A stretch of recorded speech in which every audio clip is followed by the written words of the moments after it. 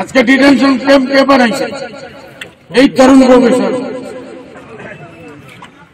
আজকে ডিপুটার আমরা কে বানাইছে? এই তরুণ প্রফেসর। এনআরসির সমস্যা কে বানাইছে? ডিপুটার। মাত্র 1 লাখ বানাইছেন মহন্ত। 1 বছরের ভিতরে এই professor 5 lakh. D voter NRC detention camp issue উস্কে দিয়ে কংগ্রেসকে নজিরবিহীন আক্রমণ করলেন এআইইউডিএফ সুপ্রিমো মাওলানা বদরুদ্দিন আজমল। মুসলিম সমাজ কংগ্রেসকে খোদা মনে করে, অথচ মুসলিমদের নামে ডি ভোটার লাগিয়েছে এই কংগ্রেস সরকারই। আজ ধুবড়ীতে একটি সরকারি কাজের শিলান্যাস করে বক্তব্য রাখতে গিয়ে পরোক্ষভাবে বিজেপি সরকারের প্রশংসা না করেও তিনি বলেন, বিজেপি দিচ্ছি দেব এরকম ভাওতা দেয় না, তারা মুসলিমদের 10 টাকা দেয়নি, দেবেও না। কিন্তু কংগ্রেস সরকার মুসলিমদের কিছুই দেয়নি, উল্টো লুটেছে।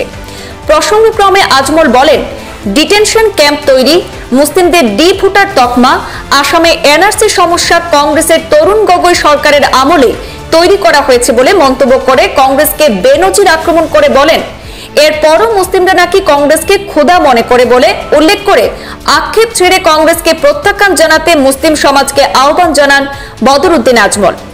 আমাদের কাছে রয়েছে আজমলের বক্তব্যের আংশিক, শুনে নেব সরাসরি তিনি কি বললেন।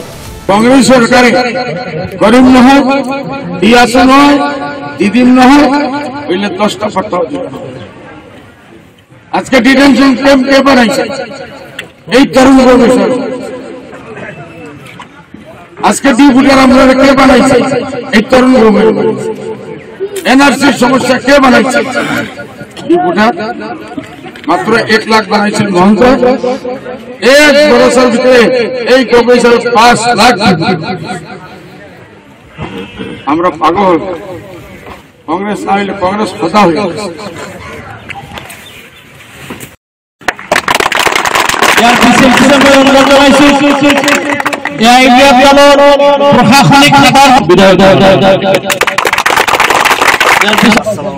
यार पीछे पीछे में हम अल्लाह बोला ये